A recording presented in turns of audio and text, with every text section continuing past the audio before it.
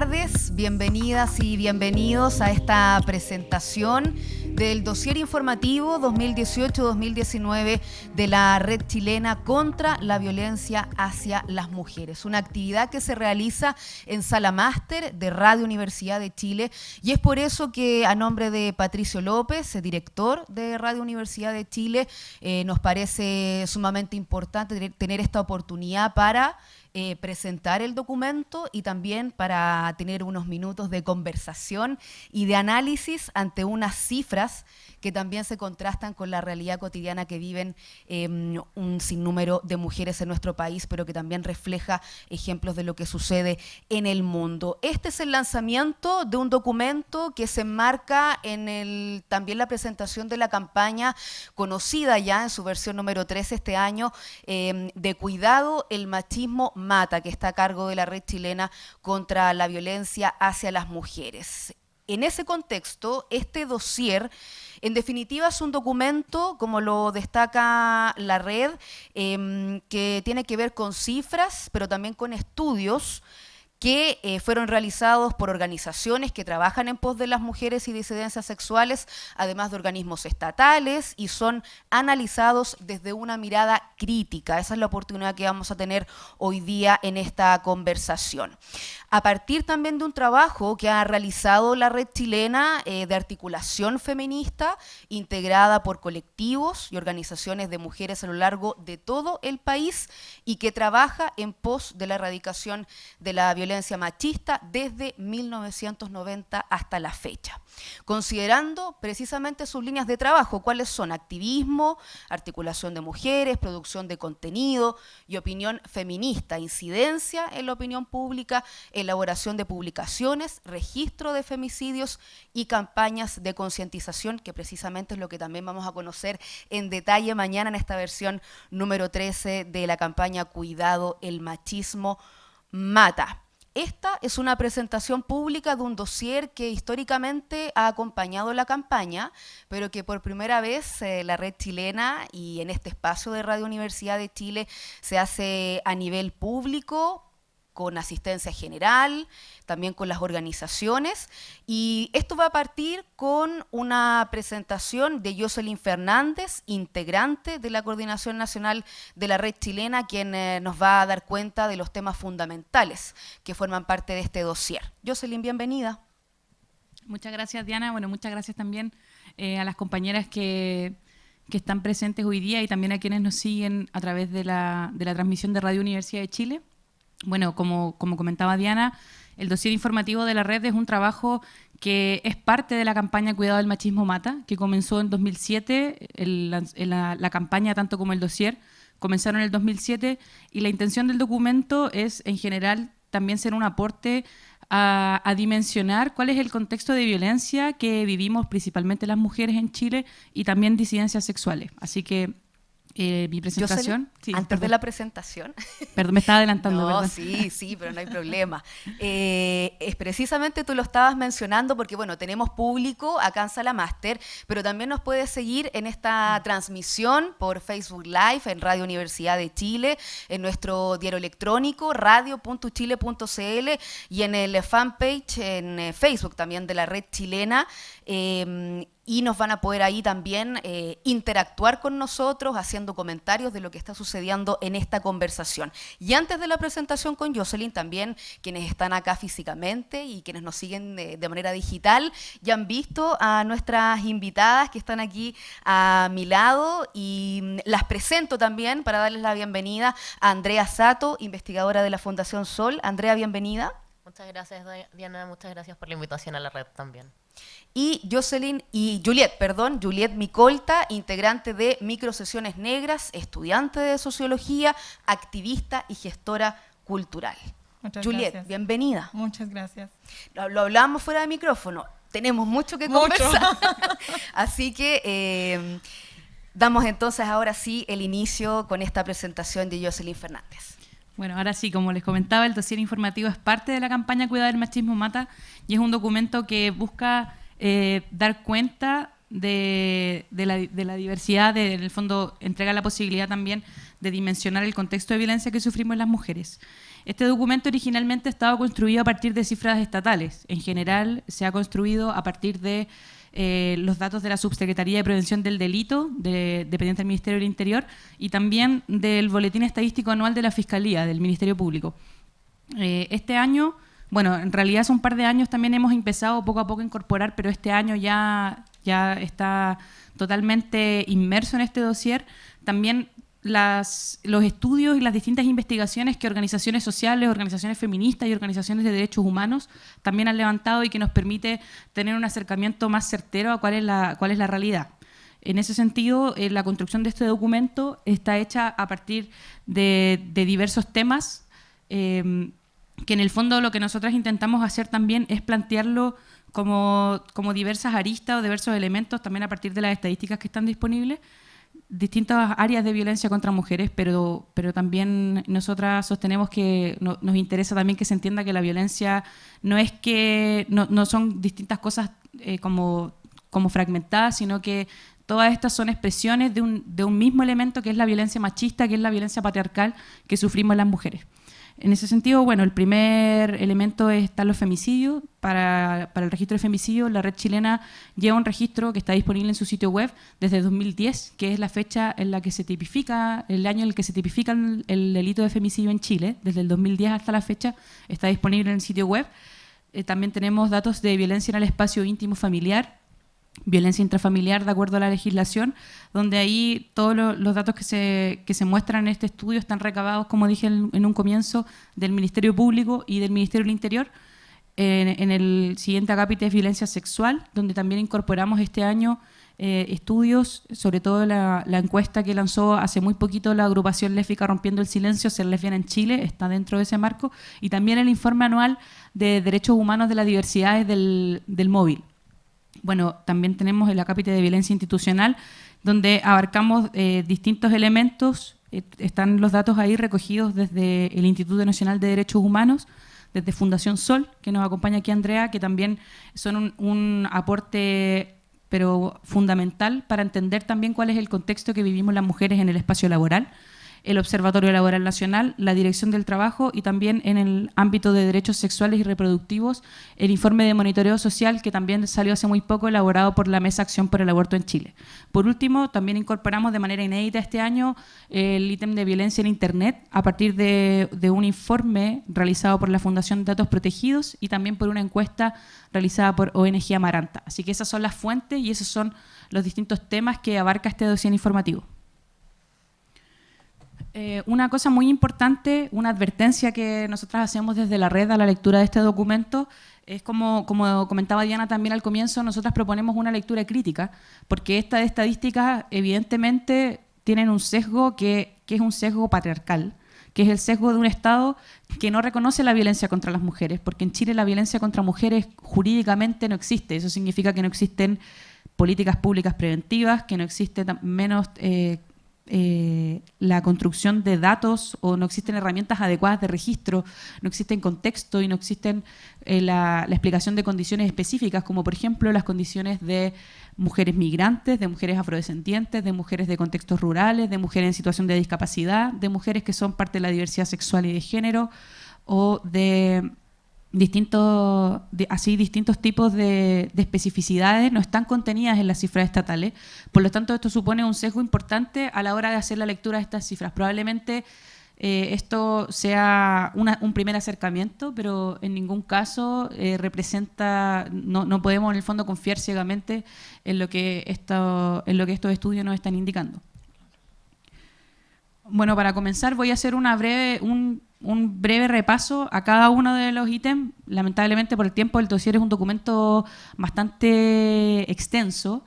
que no sé si es que vieron a la entrada, tenemos un tríptico y en ese tríptico hay un pequeño resumen también del dossier y por la parte de atrás hay un código de estos que se escanean con el celular.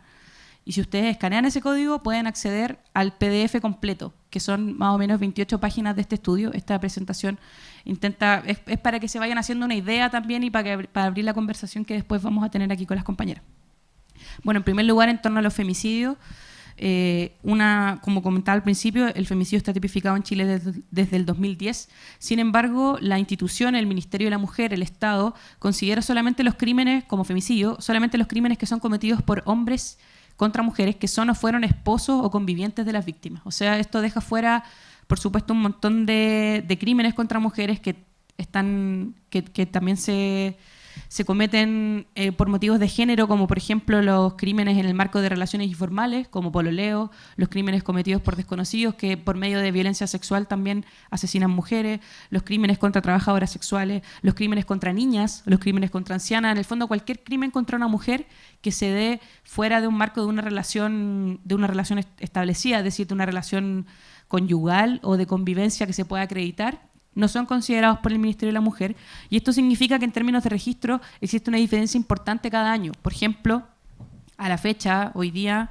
17 de julio del 2019, la red registra que desde el 1 de enero hasta la fecha se han perpetrado 36 femicidios, mientras que la institucionalidad, el Ministerio de la Mujer, registra tan solo 24. Eso es como más o menos la diferencia que existe, y por eso existen registros paralelos, porque la concepción que tiene el Estado respecto de los femicidios es una concepción que es muy reducida. También este año nosotras incorporamos en el dossier los crímenes de femicidio desagregados por edad y por nacionalidad. Nos parecía importante destacar, por ejemplo, que durante 2018 hubo 5 femicidios contra niñas menores de 18 años, y de esos 5 femicidios, 3 fueron contra niñas menores de 5 años. Supongo que igual algunas recordarán los crímenes que conmocionaron mucho al país durante el año pasado y que tenían que ver con violencia sexual y por lo tanto son femicidios, aunque no hay por medio una relación de pareja o una relación afectiva. También consideramos que el año pasado, de acuerdo al registro que lleva la red, que se basa también en antecedentes de prensa, por lo tanto existe también un subregistro ahí, existe también como el Estado en el fondo no considera todos los femicidios, es muy probable, o sea, de hecho no es probable, lo constatamos año a año que esta cifra realmente es mayor. Y, por ejemplo, durante 2018 constatamos que 7 de los 56 femicidios que se cometieron fueron contra mujeres migrantes, contra mujeres que no eran chilenas. Entonces eso también nos parecía importante relevarlo, aun cuando no es posible tener estadísticas oficiales al respecto. Ahora, en relación a los femicidios consumados, también nos preocupa que a 8 años de legislación se evidencia una falta de políticas públicas que tiendan a erradicar este tipo de crímenes, porque si ustedes se fijan, más o menos los femicidios, la curva de la cantidad de femicidios que se han desarrollado entre 2010 y 2018, tanto en el registro de la red, que es la línea amarilla, como en el registro del Ministerio de la Mujer, que es la línea azul, van así. O sea, no podemos ver una tendencia constante a la baja, por ejemplo, que es lo que sería lo esperable cuando esta legislación se hizo, porque si bien se fijan en 2010, después al 2011 hay una baja y al 2012 hay otra baja, luego al 2013 de nuevo sube y al 2014 sigue subiendo. Por lo tanto, eso lo que nosotros interpretamos es que no hay políticas públicas que realmente sean efectivas y que tiendan a prevenir a que esta curva, lo que nosotros debiésemos estar viendo desde 2010 a la fecha, es una bajada constante, y eso no es así. Así que eso también es un estado de advertencia. Ahora, en relación a violencia intrafamiliar, que es el segundo capítulo de este dossier, las cifras están construidas, como comenté, a propósito de la Subsecretaría de Prevención del Delito, y la violencia intrafamiliar hoy día constituye prácticamente la única herramienta jurídica que tienen las mujeres para denunciar violencia en el espacio privado, y anualmente se desarrollan en promedio, considerando los últimos 10 años, en promedio hay en Chile más de 130.000 casos policiales de violencia intrafamiliar. Casos policiales significa la suma de denuncias y la suma de detenciones por delito flagrante que informan las policías, tanto Carabineros como la PDI. O sea, 130.000 más o menos es la cifra anual. Y si nos fijamos en el detalle de esa cifra, nos encontramos con que es un crimen que afecta desproporcionalmente a las mujeres, porque sobre el 80% de las mujeres, esto igual es un promedio de los últimos 10 años, sobre el 80% de las víctimas de violencia intrafamiliar, de las agredidas por este tipo de crímenes, son mujeres, y al mismo tiempo sobre el 80% de quienes agreden son hombres. Por lo tanto, hay una desproporcionalidad de género evidente en este caso, y eso también nos deja la alerta de que es necesario construir una legislación que considere especialmente a las mujeres, porque somos las mujeres quienes estamos expuestas mayormente a este tipo de crímenes. Caso parecido es lo que sucede con la violencia sexual, que es el siguiente acápite, donde nos encontramos con más o menos 15.533 casos de delitos sexuales en Chile durante 2018. O sea, 15.000 casos anuales quiere decir más o menos 42 al día y más o menos 2 crímenes sexuales por hora en Chile durante el 2018. O sea, son cifras que realmente alarman. Y como señala la presentación, este tipo de violencia se manifiesta desde la infancia hasta la adultez y en prácticamente todos los espacios. O sea, en los espacios familiares, en las instituciones educativas, en las instituciones religiosas, en las instituciones laborales, en la calle, en centros de salud, o sea, en cualquier parte la violencia sexual está ahí, está presente. En el fondo no es posible determinar que sean delitos que solo se circunscriben al ámbito privado o solo al ámbito público, puede pasar en cualquier lugar. Y la desproporcionalidad de género en este tipo de delitos es aún mayor que en los casos de violencia intrafamiliar. Nos encontramos con que sobre el 97%, prácticamente el 98%, estas son las cifras de 2018, el 98% de los agresores de violencia sexual fueron hombres y las agredidas mujeres en prácticamente un 90%, también 89%. O sea, esto lo que da cuenta es que los hombres son agresores sexuales en Chile, y que agreden mayoritariamente a mujeres y en una menor medida, más o menos 10% también a hombres. Pero la violencia sexual, al igual que la violencia intrafamiliar, tiene un sesgo, tiene una desproporcionalidad de género y por lo tanto también urge que las políticas preventivas o que las políticas públicas consideren ese factor y ese elemento para tener legislaciones que se adecúen a la realidad en definitiva. Dentro de la violencia sexual nosotros consideramos también los diversos tipos de violencia y discriminación que sufren las mujeres, que son las mujeres y las disidencias sexuales, o sea, la diversidad sexual y de género. Y en ese sentido recogimos este año, como comentaba al comienzo, la encuesta Ser Lesbiana en Chile, que lanzó la agrupación lésbica Rompiendo el Silencio durante mayo de este año. Y ahí nos encontrábamos, bueno, es un estudio muy completo que también está contenido en el dossier y que también obviamente recomendamos a que ojalá todas lo puedan revisar. Dentro de ese universo, solamente para dar una pasada cortita, el 74% de las encuestadas de ese estudio declaró haber sido discriminada en la calle, 74%, y un 72% declaró haber sido discriminada en lugares de ocio, dígase hoteles, pubs, discotecas, lugares del espacio público. Lo que nos da cuenta de un nivel de inseguridad también bastante alarmante en relación a las mujeres lesbianas en Chile y también a una falta de información al respecto, porque la verdad es que este estudio de la agrupación lésbica Rompiendo el Silencio es un estudio exploratorio que abarca en primer lugar, es una metodología online, es una encuesta que abarca no una muestra tan grande, por lo tanto es como un primer acercamiento, pero hasta el día de hoy es prácticamente lo único que existe para hacerse una idea de más o menos cuál es el contexto y cuál es la situación que viven las mujeres lesbianas respecto a la violencia en este país. Por otra parte, en relación a la violencia institucional, la violencia institucional nosotros la definimos como las distintas manifestaciones de violencia patriarcal, violencia contra mujeres, al interior de todas las instituciones, tanto públicas como privadas. Ahí consideramos, por ejemplo, los poderes del Estado, los espacios de estudio, los espacios de trabajo y los medios de comunicación. En ese sentido, en este año nosotros consideramos el informe anual de derechos humanos del Instituto Nacional de Derechos Humanos, donde se centra también muy especialmente en la situación de mujeres en contextos rurales y mujeres indígenas. Y ahí nos encontramos también con una situación súper preocupante, donde el Instituto Nacional de Derechos Humanos advierte la falta de herramientas que existen para registro y, en el fondo, la impunidad que se vive en contextos donde el Estado prácticamente no existe. Bueno, para irnos adentrando en eso, un primer elemento que nosotros abordamos este año y que ha sido también un elemento muy visible es lo que hemos llamado la injusticia patriarcal, que en el fondo trata de la impunidad en crímenes contra mujeres y las distintas herramientas que se utilizan por agresores dentro del sistema judicial para seguir, en el fondo, hostigando a través del acoso judicial, por ejemplo, a través de la tuición de hijos, a través del no pago de pensión alimenticia, que son diversas formas de violencia contra mujeres que se reproducen en el sistema judicial y que al día de hoy no han existido tampoco políticas efectivas a la hora de prevenirlas y de erradicarlas. Solamente por mencionar un par de datos al respecto, un reportaje de Radio Universidad de Chile a propósito de esta serie que se llama Injusticia Patriarcal, que también están contenidos en el dossier y también les recomendamos, da cuenta que, de acuerdo al Poder Judicial, el 60% de demandados por pensión alimenticia no paga. O sea, la pensión alimenticia en general es un beneficio a los hijos que están a cargo de mujeres, que están a cargo de la tuición de las mujeres. Por lo tanto, esa es una forma de violencia y hemos encontrado con situaciones en las que incluso los bancos tienen privilegios por sobre las mujeres a la hora de recibir la pensión alimenticia. Entonces, realmente es una situación muy preocupante de la que nadie se está haciendo cargo. Y lo mismo pasa con las tuiciones, con las tuiciones de los hijos. Esa es una situación a la que hay que ponerle ojo, que hay que visibilizarla, que hay que mirarla porque es bastante peligrosa.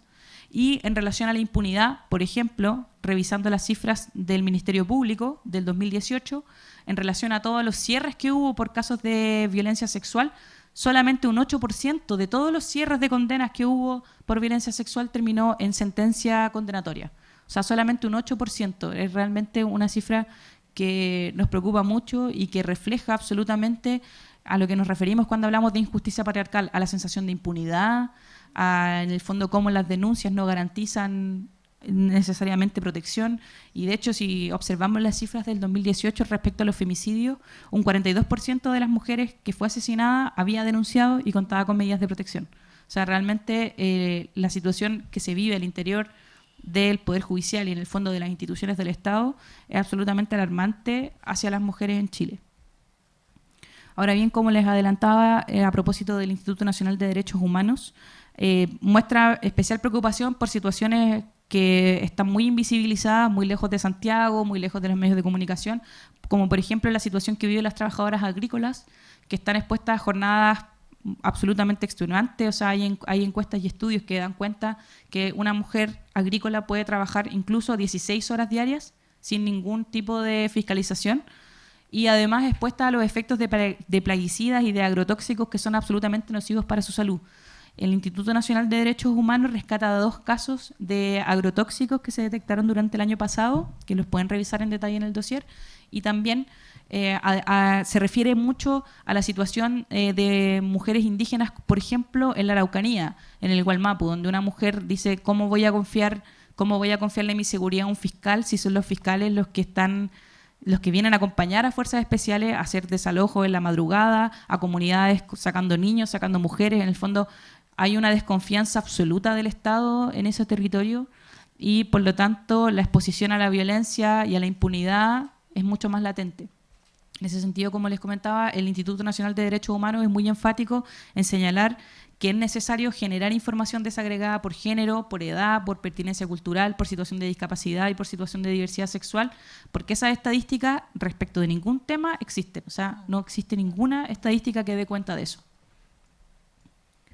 En relación al espacio laboral, bueno, nuestras compañeras de Fundación Sol han hecho un trabajo muy importante por visibilizar y por darnos algunas luces al respecto. Solamente esto es como un paneo muy general respecto del empobrecimiento al que están sometidas las mujeres. Por ejemplo, un 50% de las mujeres de este país gana menos de 400.000 pesos.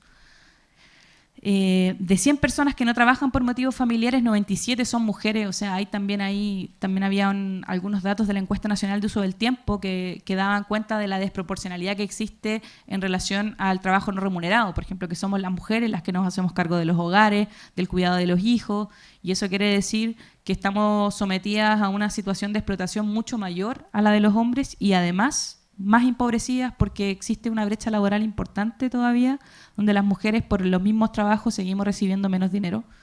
Y por último, en relación a esta idea que se ha mencionado en algunos contextos del techo de cristal, de la imposibilidad de mujeres de ascender a puestos de poder, de mujeres profesionales, por supuesto, mujeres también privilegiadas, solamente un 4% de puestos en directorios de grandes empresas son ocupadas por mujeres en Chile. O sea, son espacios absolutamente masculinizados. Ahora, en relación a derechos sexuales y reproductivos, Chile tiene una deuda histórica de larga data respecto a este tema, bueno, y de muchos otros, en general de derechos humanos de las mujeres. En 1994 Chile suscribió la Convención Interamericana para erradicar y prevenir la violencia contra las mujeres, Belén do Pará. En 1996 esa convención fue ratificada por el Estado y en ese marco se le solicitaron muchos avances que todavía no han sido para nada efectuados. Por ejemplo, modificar legislaciones, garantizar el acceso a la justicia, distintos elementos que claramente no están presentes hoy día en nuestro país. Y la criminalización del aborto es una de ellas, es una de las recomendaciones que Belém do Pará le hizo a Chile hace más de 20 años. Y bueno, al día de hoy nos encontramos la Mesa Acción por el Aborto en su informe de monitoreo social respecto de la nueva ley de interrupción voluntaria del embarazo que fue promulgada en septiembre de 2017. Hizo un monitoreo la mesa respecto de esa legislación y nos encontramos con que ni siquiera en el marco legal está garantizado que las mujeres puedan acceder a la interrupción voluntaria del embarazo en las 3 causales que la ley indica. Por ejemplo, el 50% de los médicos obstetras del sistema público son objetores de conciencia en la causal de violación. O sea, es más de la mitad, o sea, es la mitad de todos los médicos obstetras de Chile del sistema público, que realmente es inaceptable. Y además el informe de la mesa, dentro de otras cosas, daba cuenta de una falta de información muy importante a la hora de acceder a la interrupción voluntaria del embarazo, sobre todo en zonas extremas, donde, por ejemplo, los plazos de derivación podían terminar con que fuera imposible practicarse el aborto porque después de cierta cantidad de semanas ya no es posible hacerlo y por lo tanto a las mujeres se les derivaba, no existen médicos obstetras en zonas, en regiones completas, por lo tanto, en definitiva se utilizan todavía elementos y herramientas legislativas, jurídicas como la objeción de conciencia para impedir que las mujeres tengan acceso a la interrupción voluntaria del embarazo incluso en el marco legal. Respecto de los medios de comunicación, se han instalado durante los últimos años distintos cuestionamientos a propósito de los medios de comunicación. Hemos visto también que hay una audiencia mucho más activa, que denuncia, que se manifiesta, y un ejemplo muy, muy claro de eso fue lo que sucedió hace un par de semanas nada más con Televisión Nacional de Chile, que en un reportaje en su horario prime exhibieron documentos privados de la carpeta investigativa en relación al femicidio contra Fernanda Maciel. Y ahí, luego de ese reportaje, en 72 horas el Consejo Nacional de Televisión registró 1.836 denuncias, marcando un récord histórico de denuncias. O sea, nunca antes, desde que existe esta herramienta, que por lo demás es la única herramienta que existe para denunciar medios de comunicación, nunca se había utilizado tanto. Por lo tanto, eso también nos deja en claro que hay una audiencia mucho más activa y hay una sanción social también, hay un repudio mucho más generalizado respecto de estos casos, lo que nos parece muy positivo, y al mismo tiempo no existen tampoco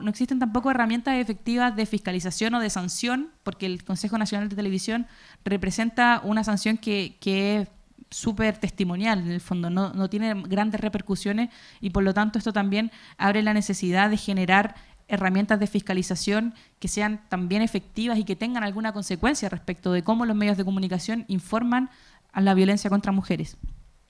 Uno de los elementos más clásicos respecto de la mala información sobre violencia contra mujeres tiene que ver con el foco. El foco en general en las noticias está puesto en la víctima. Pareciera que hay una intención siempre de investigar, como de, comillas, descubrir qué fue lo que hizo esa mujer para terminar agredida, violada, asesinada, etcétera. Y eso es un cuestionamiento que nosotros rescatamos también en el dossier, una columna de opinión de nuestra compañera Antonia Orellana, que está publicada en El Mostrador, que la pueden encontrar en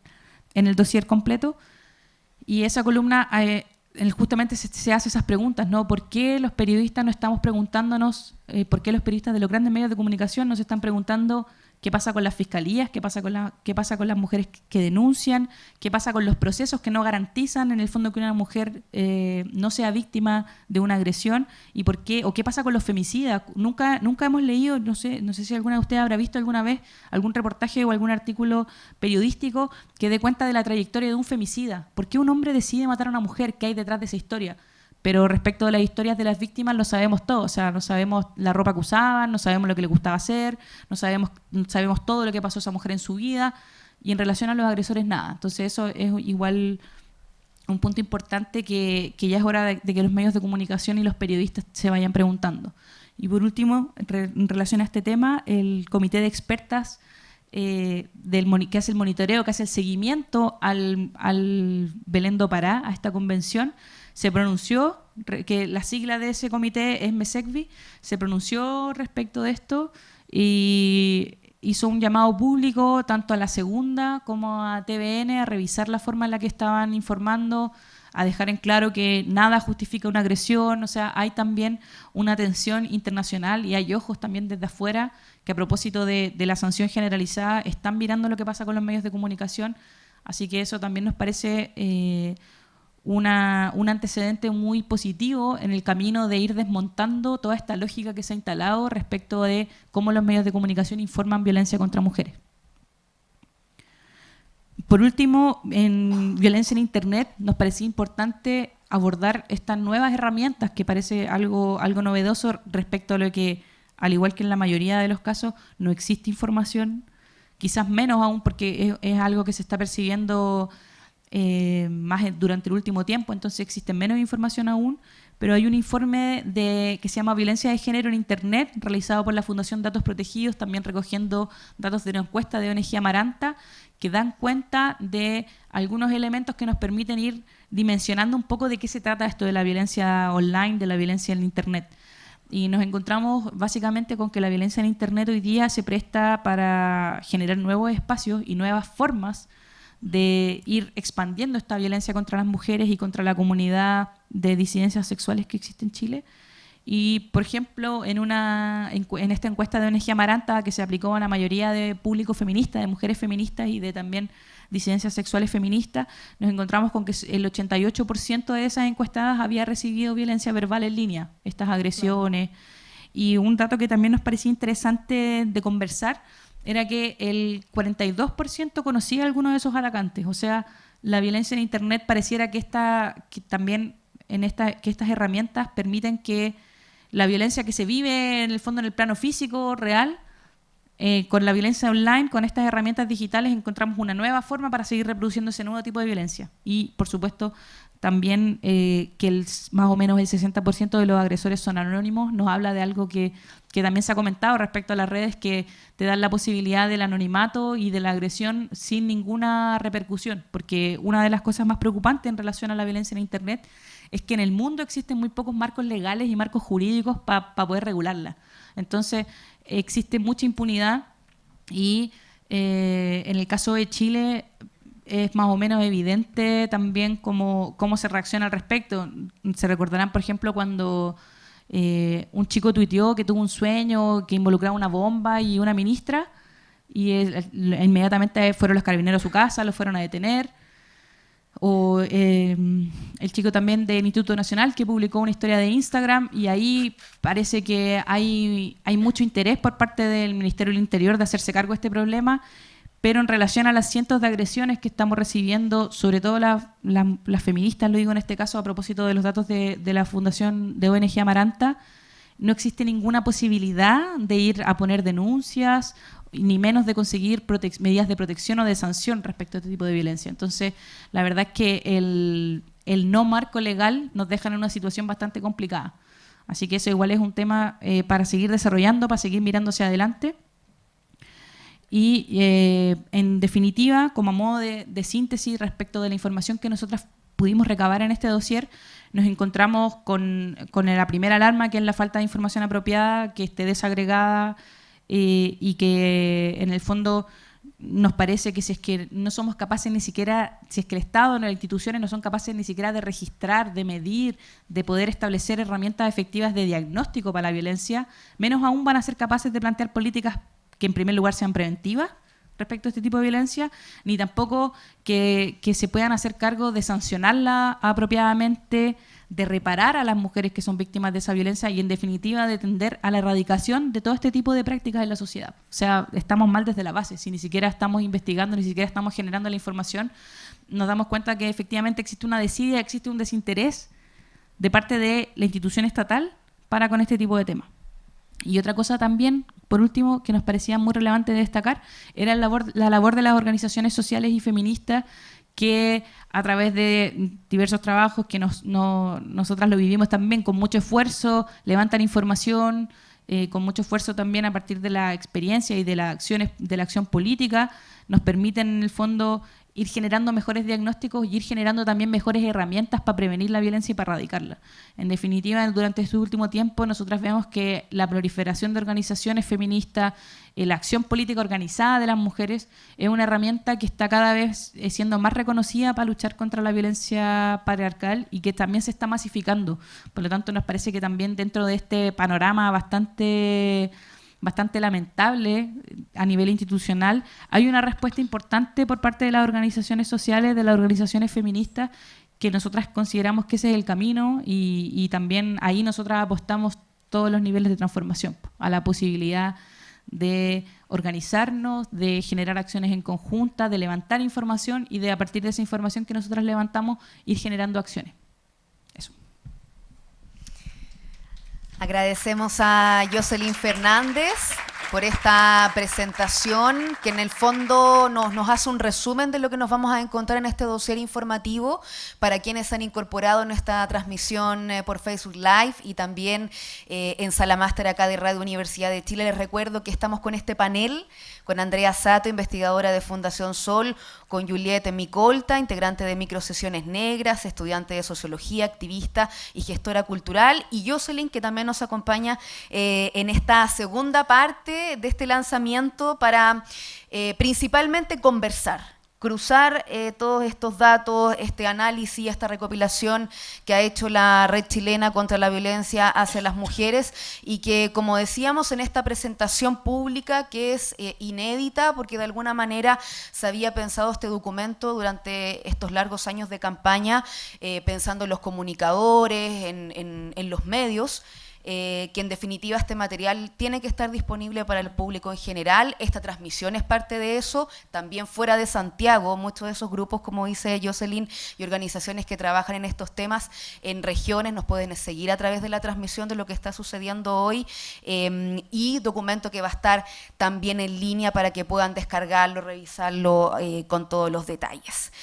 Me parece relevante a propósito de este panel, parte de lo que mencionó Jocelyn, de lo que es la ratificación, la suscripción en su momento y luego ratificación por parte de Chile de esta Convención Interamericana que habla de la prevención, de la sanción y la erradicación de la violencia contra la mujer. Estoy hablando de la Convención de Belém do Pará en 1994, y en donde los artículos que ahí se presentan son muy claros en su definición. Primero hablan de que la violencia contra la mujer trasciende todos los sectores de la sociedad, independientemente de su clase, de su grupo étnico, nivel de ingresos, cultura, educacional, edad, religión, etcétera. Y es por eso que se entiende como violencia cualquier acción o conducta basada, como tú decías, Jocelyn, en su género, que cause muerte, daño o sufrimiento físico, sexual o psicológico a la mujer, tanto en el ámbito público como en el privado. Y ahí se entiende lo que por lo menos se aplicó en la legislación chilena, que es dentro de la familia o de la unidad doméstica, pero ahí está el otro punto pendiente que tiene que ver con que este tipo de violencias, que son diversas, se dan en la comunidad, por cualquier persona que comprenda violación, abuso, tortura, trata de personas o prostitución forzada, entre otros temas. La verdad es que el dossier es bien dramático, sí. Efectivamente nos pone desafíos todavía muy grandes en ese tema, y quisiera tomar uno de los puntos que menciona Jocelyn al final respecto de la falta de información apropiada para seguir adelante con este tipo de políticas públicas. ¿Cómo lo ven, Andrea, también con antecedentes relevantes que trabajan desde la misma Fundación Sol? Bueno, efectivamente desde Fundación Sol tenemos toda esta discusión respecto a las cifras. Por lo general hacemos trabajo secundario a partir de las mismas cifras y las bases de datos que entrega el Estado. Pero lo complejo acá es que la construcción de las cifras no solo tiene una invisibilización, sino que también las construcciones de las cifras son bastante interesadas. Y son construcciones de cifras interesadas en torno no solo a la mantención del status quo, sino que a poner un manto no solo de invisibilidad, sino que también de ignorancia en la población. En los distintos estudios que hacemos desde el equipo de Fundación Sol, también buscamos develar cuál es la forma en que el Estado ha tratado estas cifras. hay algunos datos interesantes, por ejemplo, que salen de CACEN, como las cifras de pobreza, que tienen algunos tipos como de alquileres imputados o están incluidas las transferencias del Estado, en donde no nos cuentan cuál es realmente el empobrecimiento de la sociedad en Chile, sino que están con todos estos datos más bien, no quiero decir falseados, pero un poco invisibilizados. Y en esa lógica, comprender la construcción de las cifras a partir de, no solo de una construcción interesada, sino que también que vienen y devienen de las estructuras de poder, y no solamente del Estado, sino que un Estado también subsidiario del capital, en donde le interesa mantener finalmente una población bastante alejada también de las discusiones respecto a cómo se construyen las encuestas, a cómo se construyen las bases de datos y cómo se construyen las cifras. Hoy día, cuando observamos, por ejemplo, desde la economía feminista, hemos visto desde los 80 cómo las mujeres han ingresado al mundo masculino del trabajo, pero no hemos visto cifras respecto a cómo los hombres han podido ingresar al mundo femenino del hogar. O sea, no hay una cifra, un índice que nos indique cuántas camisas planchó tal o cual caballero en su casa. Entonces, y esto también viene a develar una discusión bastante interesante, por ejemplo, hoy día, que está muy en boga entre las que estamos observando cifras en Chile, que es cómo se va a construir la encuesta nacional de uso de tiempo. ¿Quién está construyendo la encuesta nacional de uso de tiempo? ¿Cómo estamos construyendo esas preguntas? Hoy día la encuesta nacional de uso de tiempo, un instrumento facilitador para que podamos por fin observar realmente cuáles son las horas de trabajo doméstico no reproductivo y no remunerado, observamos que, por ejemplo, esa encuesta solamente está a nivel urbano, no contempla a las mujeres, a las personas rurales. Observamos también que el mecanismo de encuesta solamente contempla 2 días a la semana, uno de fin de semana y otro de la semana, entonces tampoco logra visibilizar todo el trabajo y la flexibilización del trabajo, tanto remunerado como no remunerado, de las mujeres a lo largo de la semana, entendiendo que un día me pueden remunerar por ir a hacer el almuerzo a la casa de una vecina, o me pueden no remunerar por ir a cuidar al hijo de una vecina. Todo eso hoy día es un debate y es una tensión que no solo tenemos que observar en las cifras, sino que también en la construcción de encuestas, que, vuelvo a señalar, es sumamente interesado no solo en base a los mecanismos de poder, sino que hoy día a mantener este manto de invisibilización en tanto a cuerpos que no importan, tanto a personas que no parecen importar, y que hoy día claramente no podemos avanzar en una política pública real y efectiva. Es bien delicado ahí porque a propósito del capítulo de violencia institucional y las cifras que son citadas ahí de Fundación Sol en el ámbito laboral, además vemos categorías, o sea, mujer, ente rural y el escenario urbano, pero además, por ejemplo, mujer, rural y joven, que es otro ahí antecedente. ¿Cómo lo ves, Juliet, en ese sentido, ante este llamado que nos recordaba ahí Jocelyn sobre el Instituto Nacional de Derechos Humanos, que habla de desagregar estas cifras, de ver qué es lo que pasa con diversidad sexual, qué pasa con mujer indígena y también con migrantes? Es otro punto, ¿no? Claro, bueno, cuando leí el dossier fue como lo primero que me impactó es que, si bien, como lo decía la compañera, no hay desegregación étnico-racial, de género, bueno, hay un poco de edad, pero es que si no hay desegregación racial, zona rural, urbana, yo creo que ahí los datos están extremadamente mal. Me atrevo a decir que mal, sí.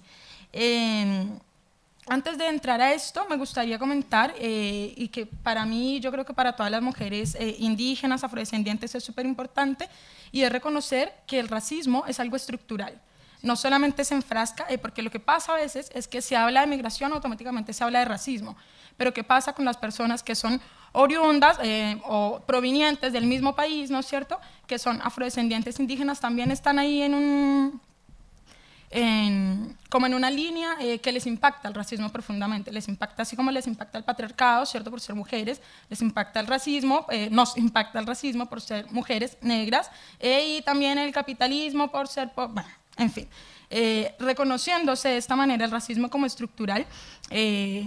insisto en que es súper importante generar datos por segregación étnico-racial, por ejemplo, incluso en la migración, porque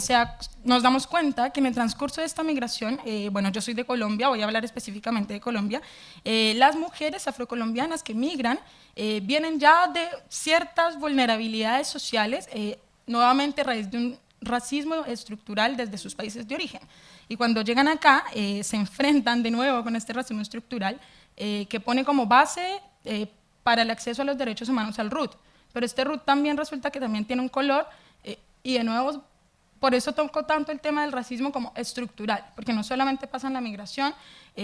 no solamente también le pasa a mujeres, y también le pasa en este caso a las mujeres indígenas, afrochilenas que están en el país, ¿no? Yo creo que el tema de segregar esta información, insisto, no solamente en migración, sino que también, por ejemplo, en el acceso a la educación superior, en la laboralidad, por ejemplo, y entiendo que no se hable del dossier porque estoy súper clara que no se tienen estos datos, pero la mayoría de las mujeres afrodescendientes inmigrantes, hablo mucho de migración porque es el tema que también tocamos, se evidencia que incluso aún teniendo un título, incluso aún teniendo el doctorado, la única posibilidad que tienen, o bueno, no sé si la única, pero la que más se enfrasca es trabajar como nanas en casa de familias, que claramente con un salario que no gana el promedio de mujeres chilenas, sino que es mucho menos, y las horas laborales son más. Entonces ahí hay una triple violencia, o hay una violencia doble, a veces triple, por condición étnico-racial. Cuádruple, estamos hablando si es que es por condición étnico-racial, y de idioma, ¿no? Hay una barrera de idioma también. Y claro, no nos podemos dar cuenta porque no existen estos datos, ¿no? Incluso cuando hablamos de acceso ¿cómo se llama? Bueno, el tema laboral, nos damos cuenta que si no es como nanas, estamos hablando de un trabajo totalmente precarizado, que en este caso es en la calle, y que resulta siendo todo un sinfín, como toda una ruleta, en donde volvemos a generar vacíos en el acceso a la salud, porque claramente si tú eres una persona que trabaja en la calle, no tienes, no sé, salud, pensiones, AFP, FONASA y todo este tema, y seguramente no vas a tener una buena atención en la salud. Entonces,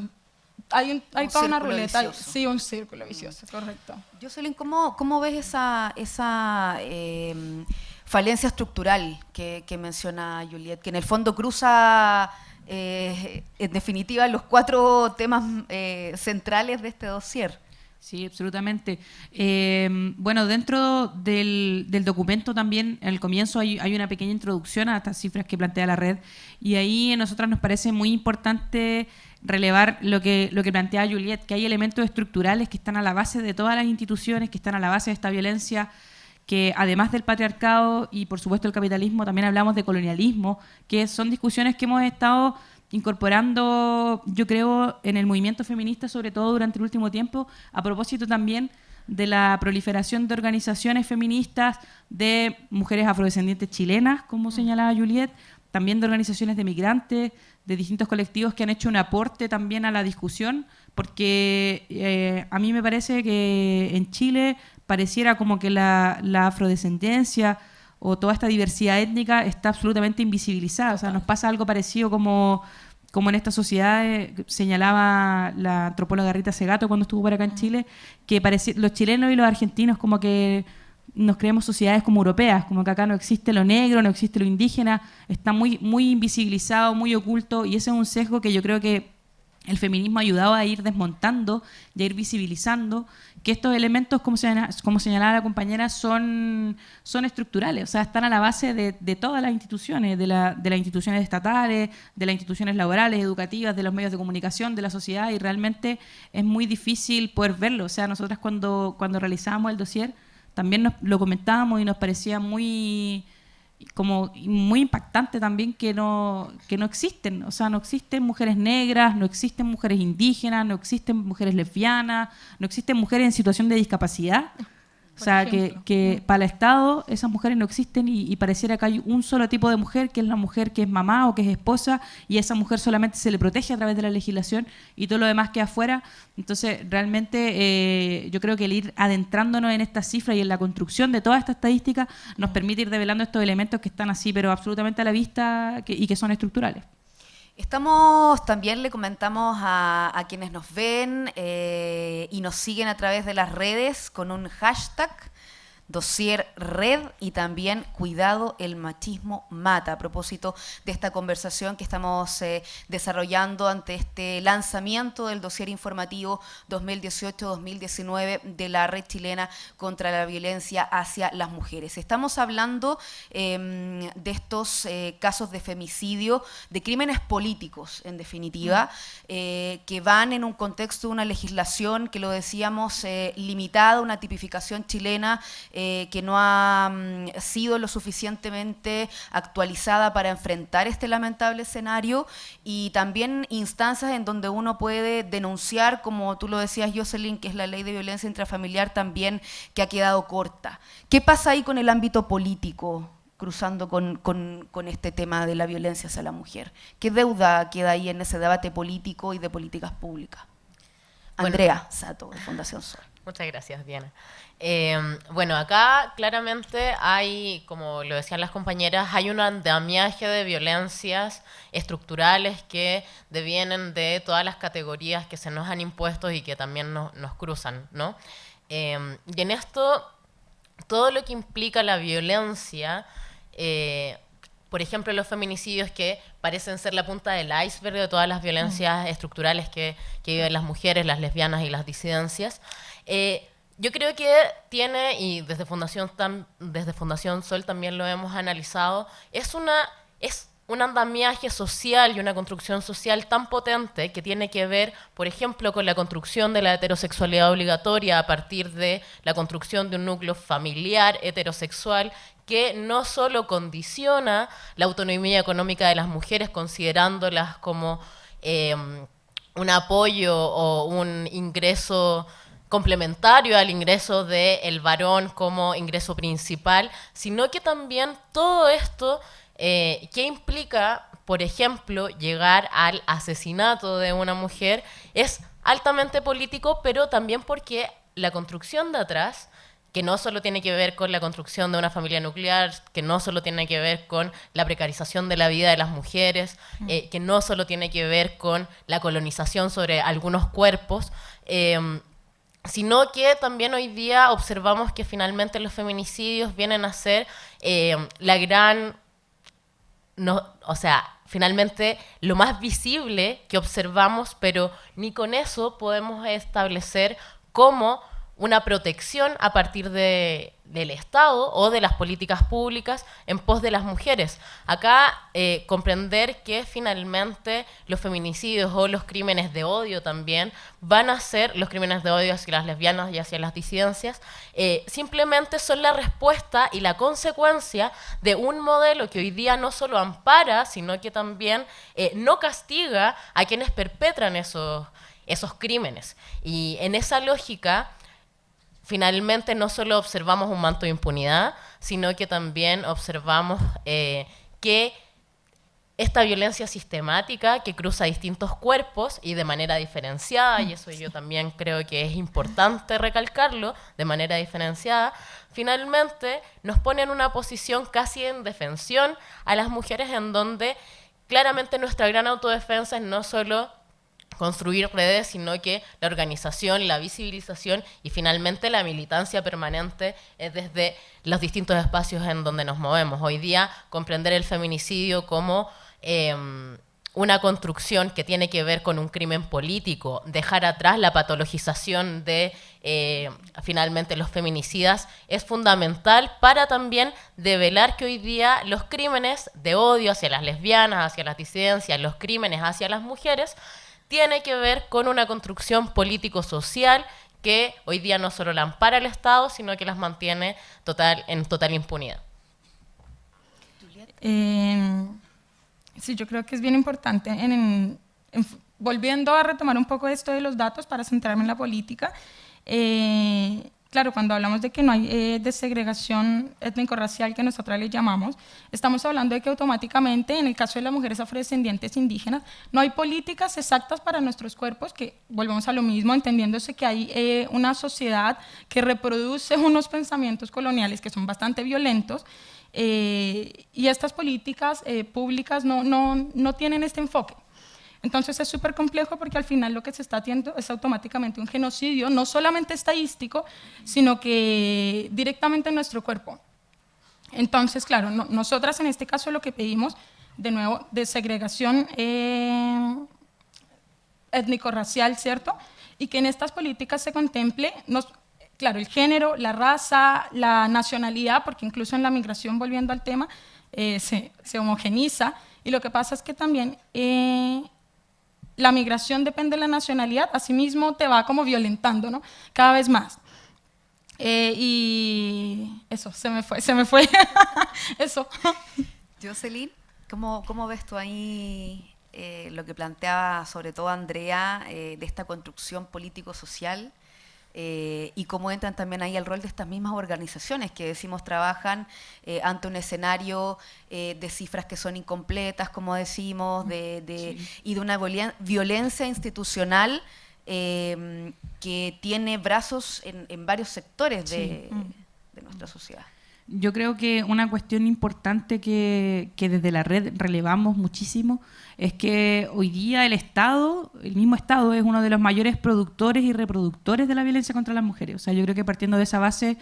evidentemente que la discusión en torno a políticas públicas tiene que partir, en el fondo, sabiendo que las mismas instituciones estatales, los mismos poderes del Estado, las instituciones judiciales, legislativas, que es más o menos lo que está marcado aquí en el documento,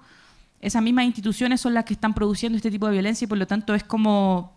nos parece que es en la práctica imposible pedirle a este mismo Estado que se autodestruya, que deje de no solamente ser cómplice, sino que ser productor activo de la violencia contra las mujeres. Entonces yo creo que ahí eso nos pone en un escenario bastante complicado y yo creo que nos hace también cuestionarnos y preguntarnos la relación que establecemos con el Estado. Por ejemplo, en términos de políticas públicas. Desde la red, nosotras a lo que apostamos y a lo que abocamos nuestra acción pública, nuestra acción organizada y nuestra acción política, tiene que ver con lo que comentábamos hacia el final, de ir, en el fondo, cada vez más aumentando la capacidad de organización de las mujeres, de producción de conocimiento propio, de ir fortaleciendo nuestros vínculos y, en el fondo, de esa manera también ir fortaleciendo nuestro poder, nuestra posición de poder en relación a esta sociedad. Nosotras apostamos más las fichas en ese lugar que en la construcción de políticas públicas, por ejemplo, porque también a mí me parece que a partir de la experiencia que las feministas hemos tenido en nuestro diálogo con el Estado, siempre hemos salido para atrás. O sea, el primer ejemplo de eso, luego el retorno a la democracia, es la construcción de la ley de violencia intrafamiliar, por ejemplo, que es una ley que es rarísima en el sentido de, por ejemplo, la construcción de este concepto del maltrato habitual. O sea, es la única ley de toda esta constitución, de este marco jurídico chileno, que te exige que un delito sea sostenido en el tiempo para ser considerado como delito y si no es solamente una falta. Y en el fondo esa regularidad además está mediada por un arbitrio de un juez. O sea, para un juez puede ser que, bueno, si tu marido te pegó 2 veces, no es tanto, quizás fueron 2 arrebatos, quizás una estaba enojado y la otra estaba curada, no sé, o que otra considere que, por ejemplo, 7 veces no son necesarias para establecer regularidad, o que un juez considere que 2 veces son suficientes. En el fondo es una ley absolutamente deficiente, malísima, y además es la única herramienta que hoy día tenemos las mujeres. Entonces esa fue una discusión, por ejemplo, que se desarrolló también al alero de el Belém do Pará a principios de los 90, con el retorno a la democracia y con esta promesa también de la creación del CERNAM, que finalmente para las feministas, para las mujeres, no nos trajo nada positivo. Entonces yo creo que en relación, teniendo a la vista los antecedentes y los datos, es muy poco lo que las mujeres podemos confiar hoy día en el Estado. O sea, yo creo que hay que exigirle, que hay que demandarle, hay que exigirle que cumpla las obligaciones que el mismo Estado se ha autoimpuesto, por ejemplo, a través de la Convención Interamericana Belém do Pará, que eso es necesario exigirle, pero más allá de eso, a mí me parece que el camino más fructífero quizás está como más desde esta otra vereda. cómo llevar a que efectivamente el Estado ahí cumpla con eso que suscribió. Uno de esos temas, de hecho, y lo tratan acá en el dossier, tiene que ver con estas políticas orientadas a avanzar en lo cultural. Y no viéndolo solo desde lo individual, sino que como colectivo, hombres, mujeres y la diversidad que compone esa sociedad. Veamos ahí el rol de los medios de comunicación. Me increpa eso. Entonces, de mis colegas, ¿cómo ven ahí esa construcción, ese rol que están tomando de decisiones, perdiendo un poco el foco hacia la víctima también, ¿no es cierto? Sí, hay harta complicación en este caso en los medios de comunicación,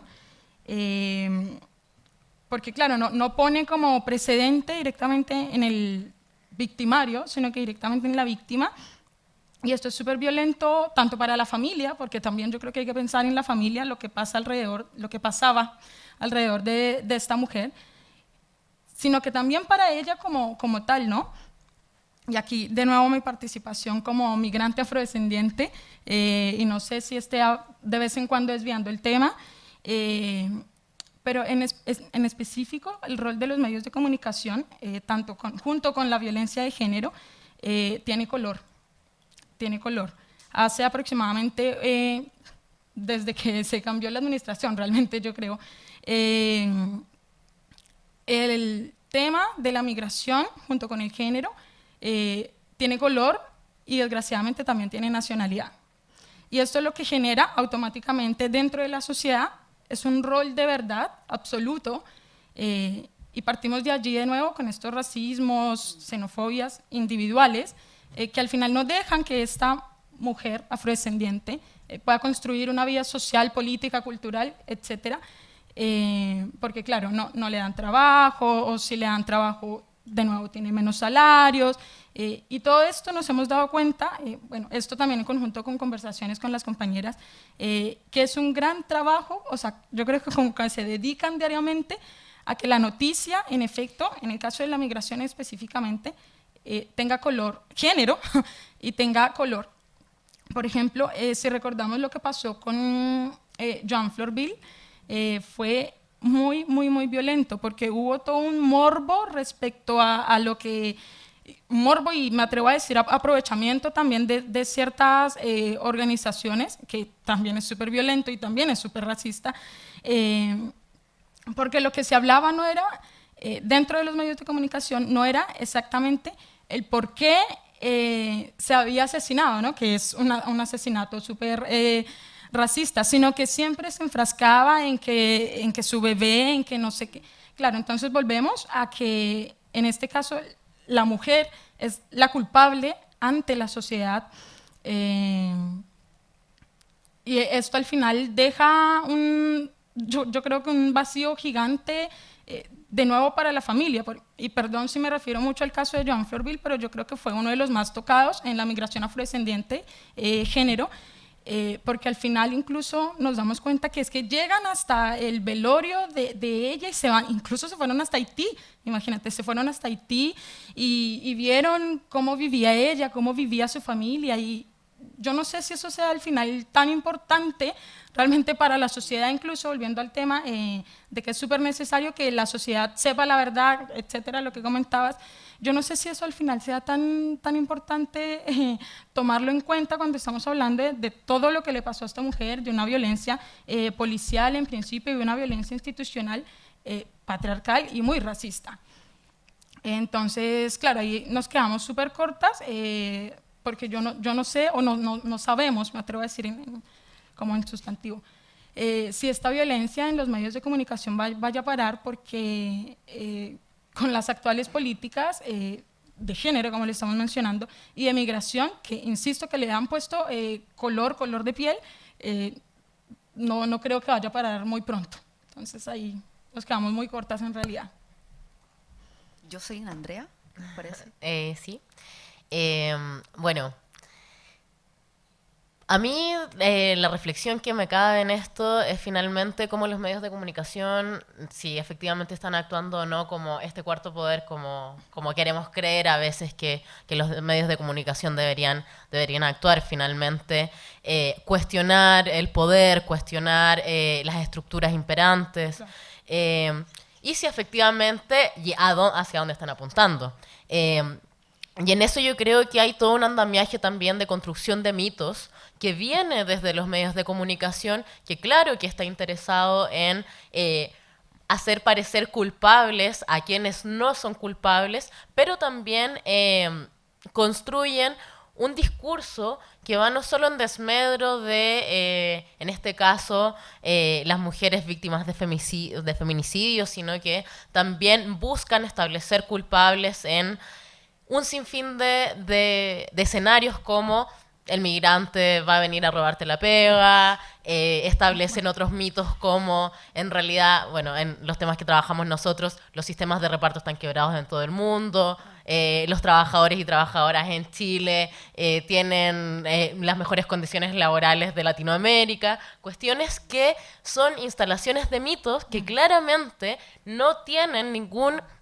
asidero en la realidad, pero que hoy día son bastante interesados para poder mantener esta reproducción social que no solo implica apuntar con el dedo a quienes tenemos que buscar como culpables, sino que también hoy día olvidamos que los medios de comunicación tienen que jugar un rol social y político en torno a el cuestionamiento de estructuras, pero también de cuestionamiento profundo al poder. Hoy día, ¿qué pasa? Cada uno de los medios de comunicación está vinculado a un gran grupo económico, todos los medios de comunicación no solo están vinculados a grupos económicos, sino que también están vinculados a un medio escrito, a una radio. Entonces observamos que finalmente hay un oligopolio dentro de los medios de comunicación en donde no hay opción para no solo cuestionar al medio de comunicación, sino que tampoco llegar a los reales culpables que finalmente no solo establecen un sistema de dominación capitalista, cultural, racial, colonial, y que finalmente parecen estar protegidos por radio, televisión, diarios. Bueno, en relación a los medios de comunicación, también desde la vereda del periodismo, se nos enseña que los medios de comunicación, como decía Andrea, tienen un rol social importante, y esta idea me da quizás más romántica del cuarto poder, etcétera. O sea, yo creo que ahí hay algo fundamental en la formación periodística, que es la ética periodística, ¿no es cierto? Y en los medios de comunicación pareciera ser que cuando se trata sobre todo de crímenes contra mujeres, de violencia contra mujeres, a la hora de generar publicidad, de generar clics o de generar rating, la dignidad de las mujeres no importa y pareciera que no hay ninguna formación ética detrás. Entonces yo creo que en relación a los medios es importante también destacar que existen posibilidades distintas. O sea, los medios tienen la posibilidad efectiva de generar herramientas que permitan comprender el grave problema político y social que es la violencia contra mujeres, que permitan ponerlo en contexto. O sea, si uno se fija, cuando se informa de un femicidio o de un crimen contra una mujer, se aborda el caso, pero qué bueno, y también en ese sentido el dossier, por eso lo repartíamos tanto a periodistas o insistimos en eso, qué bueno sería que cuando menciones que hubo un femicidio, digas que hay 36 más, que el Estado no está contando esta cantidad, que la ley es así delimitada, que las sanciones son de este tipo, que las políticas preventivas no existen y que las políticas reparatorias menos aún. Por ejemplo, ¿qué pasa con las familias después de las mujeres? ¿Qué pasa con esos hijos que terminan con una mujer muerta y un papá que muchas veces se suicidó o terminó preso? O sea, es realmente tantas las posibilidades que existen y yo concuerdo con Andrea que hay un interés ahí, hay una construcción interesada de la información por la cual eso no se está informando. Y también me parece importante poner el ojo en la formación periodística. Yo creo que hoy día, y qué bueno que sea así, hay también un mayor cuestionamiento, como planteaba en la presentación, respecto de las audiencias, y también todo este movimiento feminista que ha explotado al interior de universidades. Yo creo que igual es una posibilidad a que nos cuestionemos desde todas las disciplinas, especialmente desde la disciplina periodística, que yo creo que deja harto que desear en general en los grandes medios de comunicación, que se abre esta posibilidad de cuestionar la formación que estamos recibiendo, de pensar también cómo es un periodismo, ya no solo, por ejemplo, desde que levanta las banderas de la libertad de expresión contra la censura, que fueron muy fuertes, sobre todo después de la dictadura, pero un periodismo que se pare, que se posicione desde la vereda de los derechos humanos, o sea, de los derechos humanos de las mujeres, de los migrantes, de las comunidades indígenas. Yo creo que es importante ir desmontando un poquito también esa formación, esta idea de objetividad, ¿no es cierto? O sea, el periodismo efectivamente tiene que tomar una posición que no es cuestionable a mi juicio, y que es posicionarse al lado de los derechos humanos. Yo creo que hoy día las escuelas de periodismo tienen que empezar a darle una vuelta también a la formación ética que están planteando, porque ya son, yo creo que a esta altura son varios también las situaciones en las que los medios de comunicación se han visto enjuiciados y se han visto repudiados públicamente, porque también hay un mayor nivel de conciencia en la sociedad respecto a estos temas, y eso es sumamente bueno. Entonces, ojalá que eso tenga como consecuencia una transformación efectiva que en el fondo no depende tanto de una política pública, sino que es una cuestión más cultural. Aprovechemos estos últimos minutos de este lanzamiento del dossier informativo 2018-2019 de la Red Chilena contra la Violencia hacia las Mujeres, dándole quizás la última reflexión para bueno, invitar a todas y todos que hoy nos han seguido en la transmisión, han estado acá en Sala Máster, pero también en distintos espacios que tienen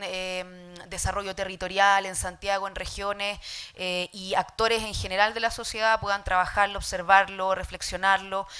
Así que les doy esos minutos finales a cada una de las panelistas. ¿Con quién comenzamos? ¿Juliet? Conmigo. Sí, gracias. Nos quedaron varios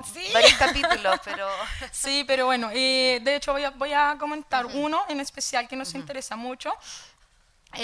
Bueno, respecto al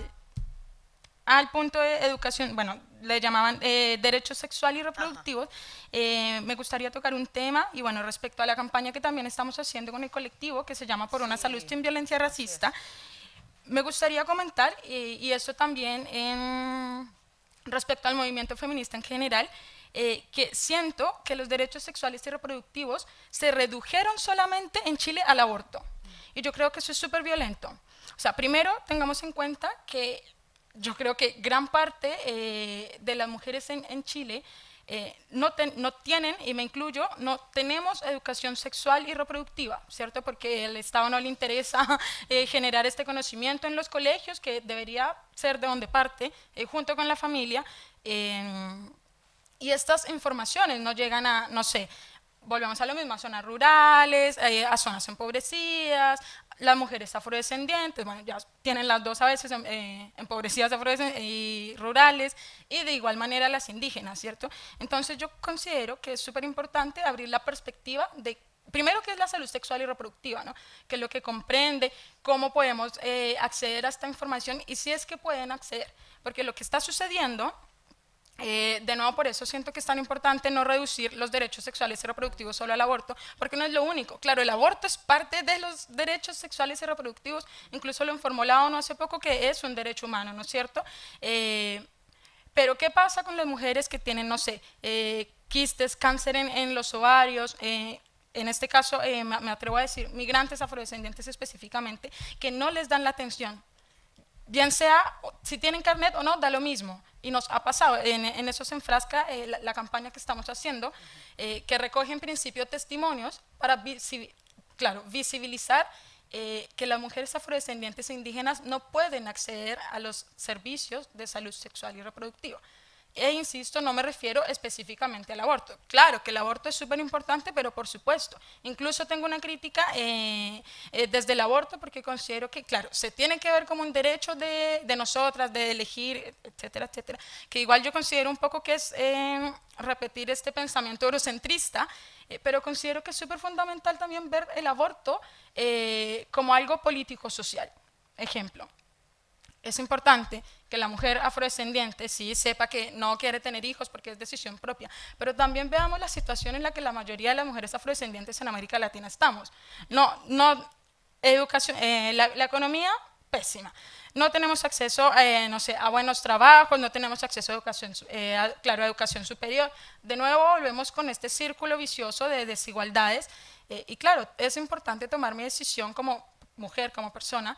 pero también es importante verificar si tengo la condición socioeconómica, política, etcétera, para poder traer a una persona más al mundo, ¿no es cierto? Y en eso de nuevo nos enfrascamos con las estructuras de poder, porque desgraciadamente para estas poblaciones, bueno, se les tiene súper olvidadas y van a seguir en este rol de empobrecimiento, de encarecimiento. Entonces, ya para finalizar, considero que se debería abrir mucho más la perspectiva de cómo, primero, ¿qué es la salud sexual y reproductiva? O sea, recordemos que en la Convención del Cairo, 1994, ¿cierto? Se dice, bueno, se plantean justamente eso, de qué es la salud sexual y reproductiva y de qué va. Bueno, sabemos que es salud en general, integral, pero sobre todo el aparato reproductor. Y esta información que para nosotras, no sé, yo me enteré hace súper poco, puede ser básica. Hay personas, mujeres específicamente, que no lo saben y nosotros ya estamos hablando de aborto. Entonces siento que no, hay algo que no concuerda y sí, insisto, el aborto es súper importante, pero también debe ser importante enseñar sobre la educación sexual, enseñar, partir, no sé, en la campaña que les estoy comentando, mujeres afrodescendientes han ido al consultorio a pedir, no sé, un método anticonceptivo y les han dicho que no. Y esto hace parte de la salud sexual y reproductiva. Entonces, es súper importante insistir en que el derecho o la salud sexual y reproductiva no solo depende del aborto, depende de muchas más cosas. Y el acceso a esta salud tampoco es simplemente el aborto, bueno, en 3 causales que sabemos todas que está súper mal. No voy a hablar mucho de eso porque es un tema que se ha debatido bastante, pero no se ha discutido mucho más allá de por qué no podemos acceder o qué son los derechos sexuales. Y pasa mucho, sobre todo en las poblaciones, que claro, bueno, primero no hay una educación, es que todo se convierte al final, no hay una educación, pero sí llegamos de una hablarle a las mujeres sobre aborto, cuando también está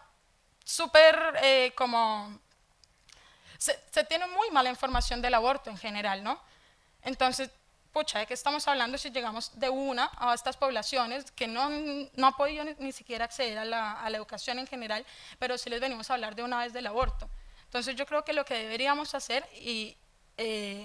como organizaciones, y nos incluimos, y me incluyo a Microdecisiones, es primero generar una conciencia de cuáles son nuestros derechos, junto con el aborto, ¿sí? Y respecto a la marcha que se viene, bueno, ahora, que no solamente de aborto, ahora junto con el aborto, 25 de julio, Día Internacional de la Mujer Afrocaribeña, Afrolatina y de la Diáspora. También es importante mencionar que, bueno, en este proceso de aborto hay muchos más derechos, servicios que le llaman a veces, que se invalidan, que no se cumplen y que como derecho humano, o sea, te están negando los derechos humanos. Entonces creo que es súper importante recalcar esto. Eso. Gracias. Andrea. Bueno, sí, tomándome de las palabras de Juliette, efectivamente también hay un desconocimiento de la salud sexual y reproductiva a muchos niveles, especialmente a las que somos lesbianas o nos posicionamos desde las disidencias sexuales. También es algo muy importante de qué hablar, que no solamente los derechos sexuales y reproductivos se adscriben al aborto, sino que a otras formas donde también nos vinculamos sexual y afectivamente entre otras personas. Y como palabras finales, bueno, a agradecer este espacio, invitar a las reflexiones estructurales respecto al trabajo, principalmente al trabajo no remunerado, a cómo nos involucramos en esas discusiones, cómo hoy día el capital principalmente está no solo explotando a las mujeres como trabajadoras domésticas no remuneradas, sino que también como personas totalmente precarizadas en el mundo del trabajo asalariado. En esa línea, invitarnos también a lograr profundizar también en estas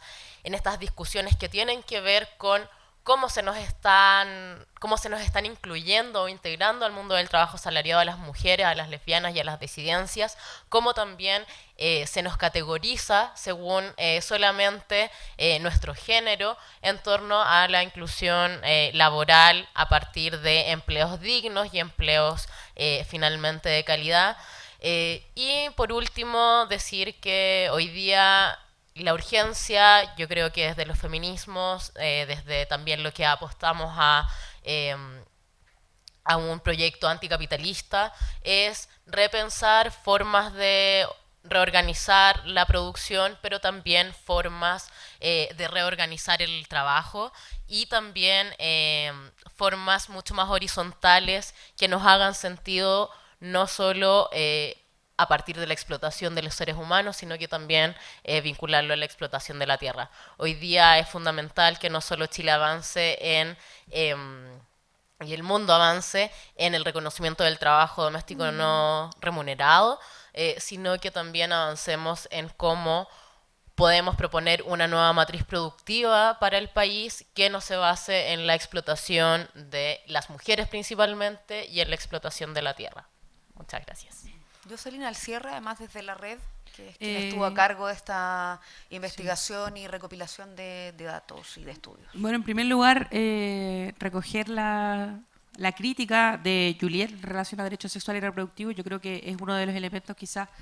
en que nos deja todavía ahí una deficiencia importante en reconocer también los derechos sexuales y reproductivos desde una perspectiva más amplia que el aborto. Así que gracias por eso. Y nada más que agradecerte a ti, Diana, a Radio Universidad de Chile, por este espacio, a las compañeras de Fundación Sol y de Microsesiones Negras que nos acompañan también, e invitarlas a todas quienes están aquí, también quienes nos siguieron a través de la transmisión, a acompañarnos mañana al lanzamiento número 13 de esta campaña Cuidado del Machismo Mata, donde vamos a estar presentando las nuevas consignas para este año. El lanzamiento, recordar también que es una actividad que se desarrolla a nivel nacional, que acá en Santiago va a ser mañana al mediodía en el Paseo Humada, entre Agustín y Huérfano, si no me equivoco. Sí. Pero también en nuestras redes sociales van a encontrar las distintas actividades que se desarrollan a nivel nacional, porque la campaña es una actividad que es articulada a partir de la red en su conjunto. Así que invitarle a todas que participen y también a que este documento, que es el dossier, que es un documento que es largo, que de repente es un poco pesado, pero ojalá que lo usen, o sea, que también el dossier lo que busca es ser una herramienta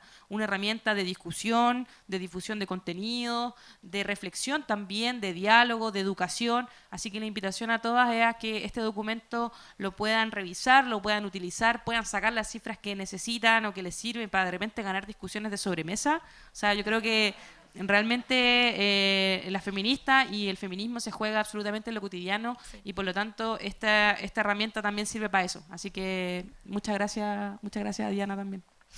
Bueno, para cerrar, el agradecimiento nuevamente a Andrea Sato, investigadora de Fundación Sol, a Juliet Micolta, integrante de Microsesiones Negras, estudiante de Sociología, activista y gestora cultural, y por supuesto a Jocelyn Fernández, periodista, feminista, integrante de la Coordinación Nacional de la Red Chilena contra la Violencia hacia las Mujeres, que nos hizo también en la primera parte un resumen de lo que contiene este dossier informativo, más de 20 páginas, que invitamos también a, como ha sido reiterado, a revisarlo ahí en detalle y también a ver esta serie, Jocelyn, de artículos que ha preparado nuestra colega de Radio Universidad de Chile en conjunto con la red, Andrea Bustos, sobre injusticia patriarcal, que está también disponible en nuestro diario electrónico radio.chile.cl. Gracias a todos y muy buenas tardes. Y todas.